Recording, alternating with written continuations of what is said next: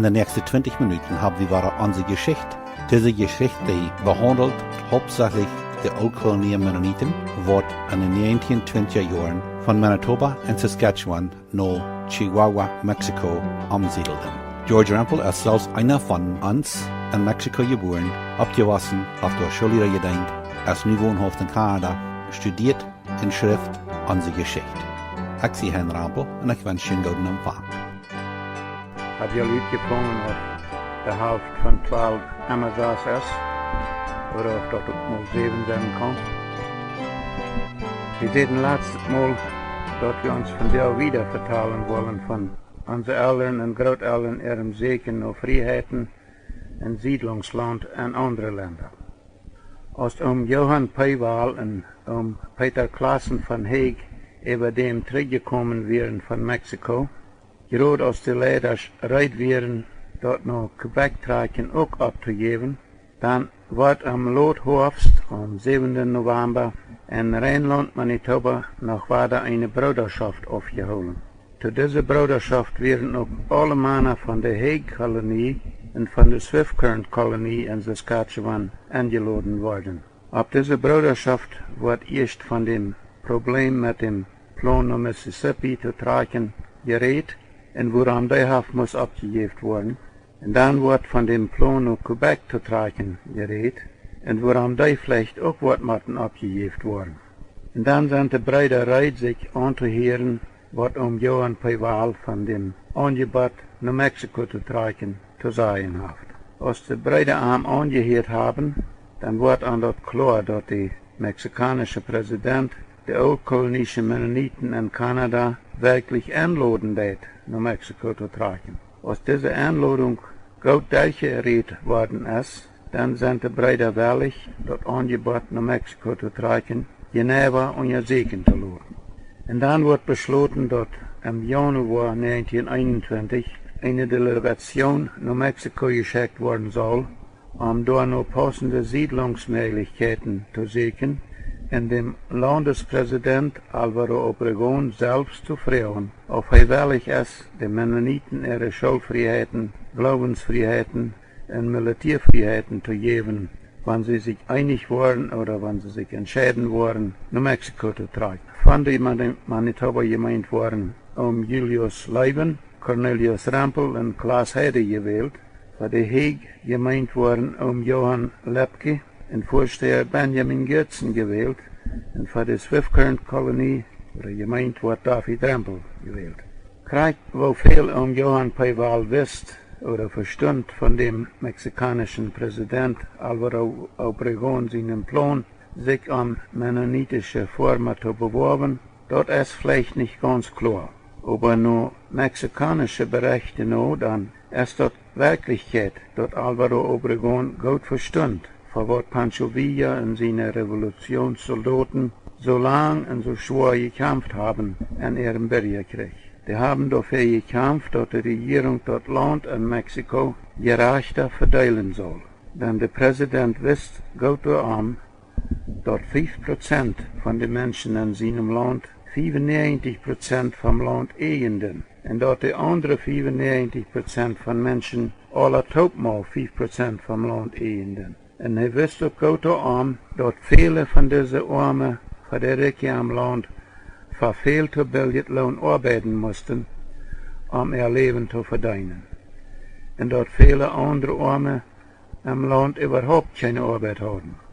Und nun hat der Präsident Alvaro Obregón, endlich den Bürgerkrieg oder die Revolution in Mexiko zum Ende zu bringen, dem Pancho Villa und seine Revolutionssoldaten versprochen, dass er ein neues Gesetz einführen wird, was dort möglich machen wird für die armen Farmarbeiter und die anderen armen Leute am Land, wird für die reichen Großgrundeigentümer ihr Land zuzuteilen, sodass sie können Kleinfarmer werden, und es steht noch immer länger vermeist nicht für die reichen Großgrundbesitzer schwer zu arbeiten oder überhaupt keine Arbeit zu haben. Krieg wo dort nie gesagt, die armen Menschen am Land von den Großgrundeigentümer ihr Land zuteilen will, davon vertellen wir nachher vielleicht noch mal mehr. Von nu will wir uns bloß sagen, dass der mexikanische Präsident Álvaro Obregón und sein Ackerbauminister haben sich entschlossen, in ihrem Land eine große Landwirtschaftsreform zu unternehmen.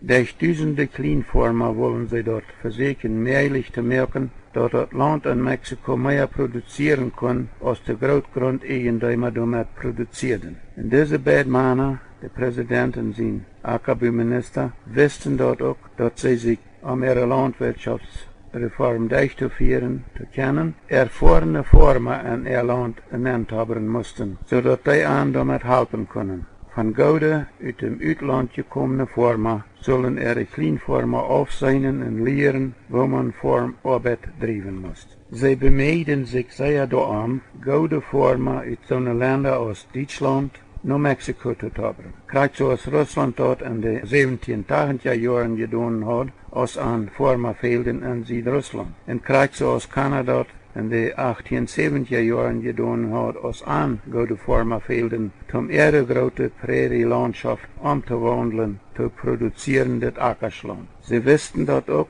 dass gleich in den 1920er Jahren veel mennonitische Farmerfamilien aus Russland herüberzukommen versucht. Und sie haben dort an ihrem Plan versucht, 10.000 von diesen russlandischen Mennoniten nach Mexiko zu tabern. Davon Lothar auch noch mal mehr. Und sie versuchten auch so viel mennonitische Farmerfamilien aus Kanada nach Mexiko zu kriegen als möglich. Des Landespräsident und sein Ackerbauminister wussten, dass die Mennoniten von 1789 an ein großes Part von Russland ihre großen Grasstapfen umgewandelt haben zu fruchtbares Ackersland. Und die wissen dort auch, dass mennonitische Farmer in Kanada ein großes Part von Kanada ihre Prärielandschaft von 1875 an so bearbeitet haben, dass boven über die letzten 46 Jahre viel große, blühende Wirtschaften entstanden wären, die jedes Jahr viel gutes Getreide anbrachten. Der mexikanische Präsident Álvaro Obregón und sein Ackerbauminister wollen in den 1920er Jahren versuchen, dort zu tun, was die russländische Regierung in den 1780er Jahren getan hat und was die kanadische Regierung in den 1870er Jahren getan hat. Und dort ist durch erfahrene Farmerfamilien, die sie sich aus anderen Ländern in ihr Land ernannt haben, große Flächen Grasland zu fruchtbares Ackersland zu machen. Und damit zur gleichen Zeit eine Schule an ihre Kleinfarmer, ihre Mehr zu haben, wo sie dort Formen lehren können, durch Aufsehen, wo ausländische Farmer in ihrem Land formen.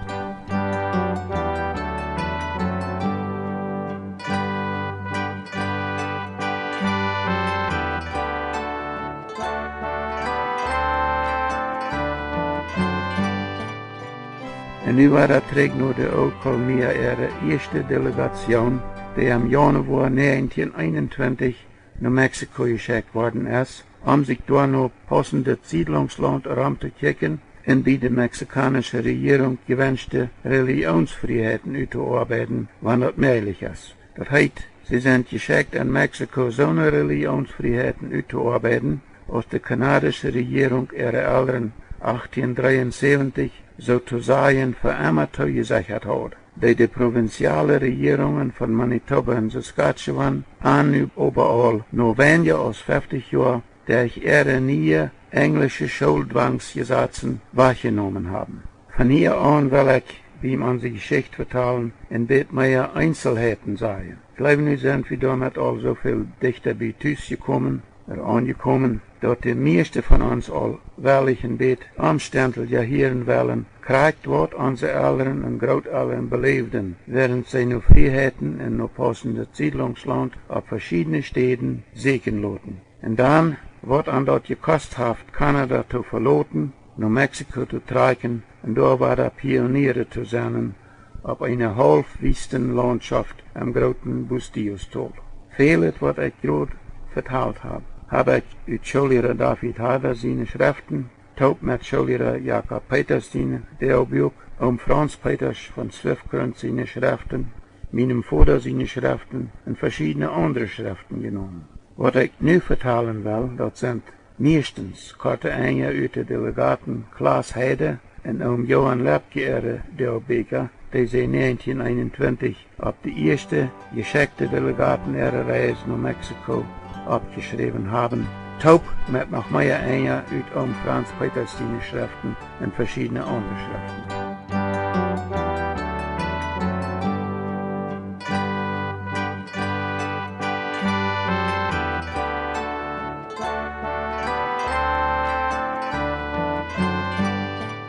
De Oldkolonie de eerste naar Mexico geschekte delegation, Klaas Heide, Cornelius Rempel, Julius Leuven van Manitoba, voorsteher Benjamin Geertsen en Johan Lepke van Hague, Saskatchewan, en David Rempel van Swiftcurrent, Saskatchewan, voor 1921, dinsdag 25. januari, 4:45 p.m. met een Zug van Winnipeg, Manitoba auf en komen vrijdag 28. in El Paso, Texas aan. In El Paso, Texas leren de delegaten wat beroda en dolmetscher J.F. Wieb van Saskatchewan en Daniel Salas Lopez, die in de Mexicanische regering aan wat El Paso, Texas entgegen geschickt heeft, om dolmetscher zijn, ook in El Paso aangekomen zijn. Lopez redt goed Spanisch en ook goed Englisch.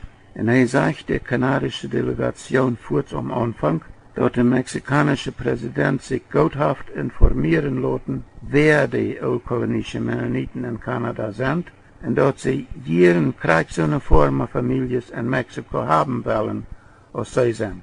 En dan verzekert Lopez de delegaten dat ze in Mexico City van ihrem president alles krijgen worden wat ze wensen.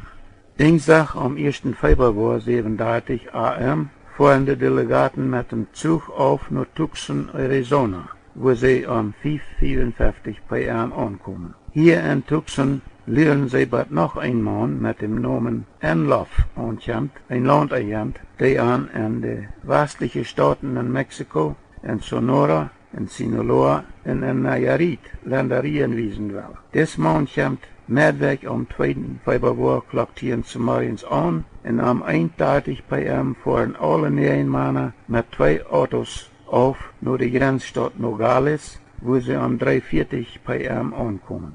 Donderdag 3. februari fuhren alle 9 mannen bij Nogales over de grens in Mexico neer. Durchstehen sie weiter in einen Zug hinein und fuhren an den Tag noch wat Guaymas, Sonora. Vrijdag 4. februari fuhren diese Männer mit Atelier von Guaymas Taub ein großes Fleck Land beseinen. Als sie dort Land in Sonora beseinen haben und sich über den Regenfall in diese Gegenden befragt haben, dann sind die kanadischen Delegaten sich kurz einig, dass auf diesem Land viel zu wenig Gras wächst und dort er viel zu wenig Regenfall ist. Am Klok 37 p.m. fuhren sie von Guaymas, Sonora auf nach Culiacan, Sinaloa. Sie kommen durch Sinnhund am Feiertag der Nacht an. Vrijdag am 4. februari 1921, klok 9 morgens, fuhren die Delegaten in Sinaloa das Land beseinen, wat Johann Peiwaal im Ferienjahr beseinen und auf die Bruderschaft im Rheinland Manitoba festgestellt hat.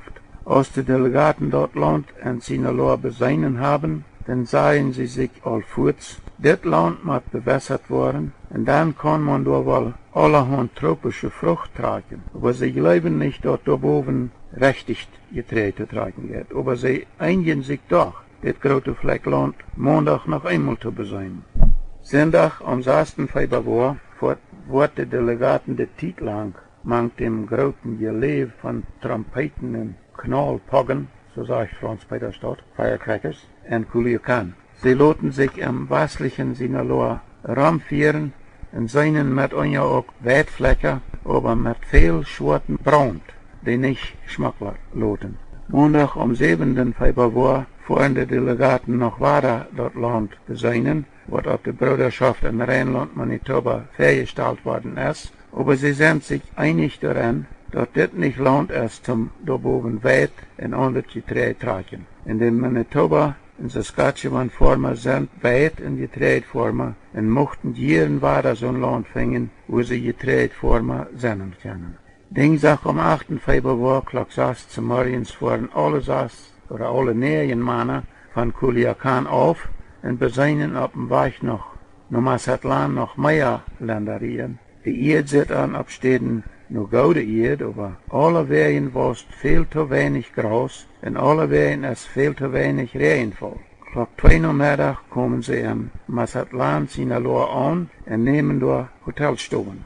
Van Mazatlan willen de delegaten en ihre Führer met dem Zug wiederfahren.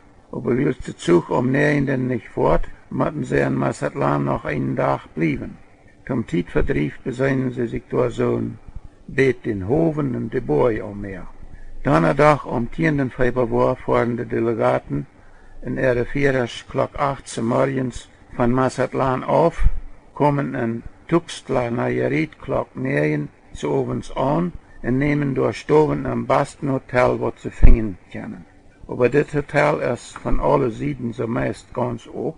Ze eten so meist unter freiem Himmel en so meist ohne Licht. Sie können nicht sein, was sie eten, aber das schmeckt gut, sagt Heide.